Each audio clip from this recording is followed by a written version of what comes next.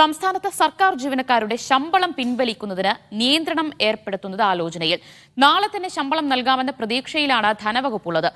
വൈദ്യുത മേഖലയിലെ പരിഷ്കാരങ്ങളുടെ ഭാഗമായി 4600 കോടി രൂപ നാളെ ലഭിക്കുമെന്നാണ് കരുതുന്നത്. ഈ പണം ലഭിച്ചില്ലെങ്കിൽ പിൻവലിക്കാവുന്ന ശമ്പളത്തിന് പരിധി ഏർപ്പെടുത്താനാണ് ആലോചന.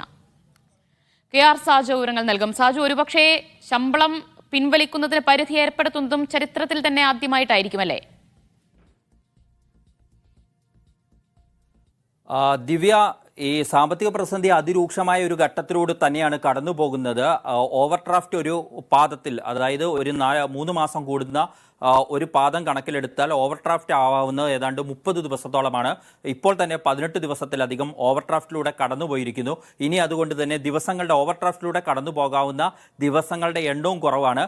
ഇത് ക്രമീകരിക്കാൻ ലക്ഷ്യമിട്ടായിരുന്നു ETSB അക്കൗണ്ടിൽ പണം എത്തിയിട്ടും അത് പിൻവലിക്കാൻ ജീവനക്കാർക്ക് കഴിയാത്ത രീതിയിൽ ശമ്പളത്തെ ക്രമീകരിച്ചത്. എന്നാൽ ഇതൊരു സാങ്കേതിക പ്രശ്നമെന്ന് മാത്രമാണ് ഔദ്യോഗികമായി വിശദീകരിക്കുന്നത്. അങ്ങനെയല്ല യഥാർത്ഥത്തിൽ ഉണ്ടായിരുന്നത്. ഇപ്പോൾ തിങ്കളാഴ്ചയോടുകൂടി തന്നെ ഈ പണം പിൻവലിക്കാവുന്ന അവസ്ഥ ജീവനക്കാർക്ക് ഉണ്ടാക്കാൻ കഴിയുമെന്നാണ് ധനവകുപ്പ് പ്രതീക്ഷിക്കുന്നത്. വൈദ്യുതി പരിഷ്കാരങ്ങളുടെ പേരിൽ ഒരു 4600 കോടി രൂപ കേന്ദ്ര സർക്കാരിൽ നിന്നും ഈ മാസം സംസ്ഥാനത്തിന് ലഭിക്കാനുണ്ട്. അത് അടുത്ത ദിവസം ലഭിക്കും എന്നാണ് സംസ്ഥാന സർക്കാർ പ്രതീക്ഷിക്കുന്നത്. അങ്ങനെ വന്നാൽ ശമ്പളം നൽകി കഴിഞ്ഞാലും ഓവർ ഡ്രാഫ്റ്റിലേക്ക് പോകുന്നത് തടയാൻ കഴിയും. കാരണം ഈ പണം ട്രഷറിയിലേക്ക് വരും എന്നതിനെ മുൻനിർത്തിക്കൊണ്ട് ഇനി അങ്ങനെ ആ പണം വരുന്നില്ലെങ്കിൽ ട്രഷറിയിൽ നിന്നും ജീവനക്കാർക്ക് ശമ്പളം പിൻവലിക്കാൻ, അതായത് അക്കൗണ്ടിൽ നിന്നും പിൻവലിക്കുന്നതിന് ഒരു പരിധി ഏർപ്പെടുത്തും.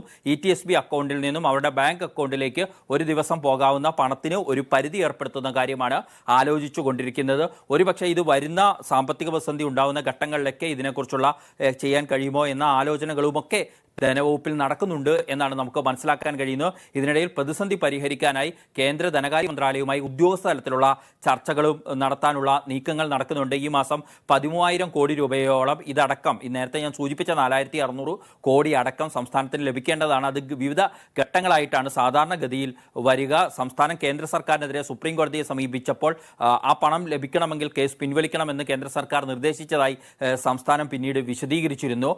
പക്ഷേ ഈ പണം ഘട്ടം ഘട്ടമായി ലഭിക്കുന്നത് വേഗത്തിൽ ലഭ്യമാക്കിയാൽ ഇപ്പോഴത്തെ പ്രതിസന്ധിക്ക് അയവ് വരുത്താൻ കഴിയുമെന്നും സർക്കാർ പ്രതീക്ഷിക്കുന്നു. അതുകൊണ്ട് അത്തരം ഒരു ചർച്ചയുടെ വഴി കൂടി സംസ്ഥാനം ഈ ഘട്ടത്തിൽ തേടുന്നുണ്ട്.